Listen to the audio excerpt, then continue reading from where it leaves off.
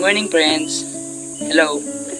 Alam ko na napakaganda ng iyong gising, kaya gusto kong i-share sa iyo sa umagang ito na iba't iba ang blessings ng Panginoon sa bawat isa sa atin.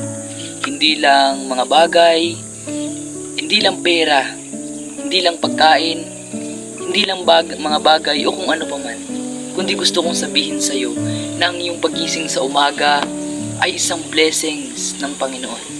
Kaya gusto kong sabihin sa iyo na pagising natin sa umaga, pasalamatan natin ang ating Panginoon sa araw-araw na kanyang patuloy na tayo'y ginigising ng mayroong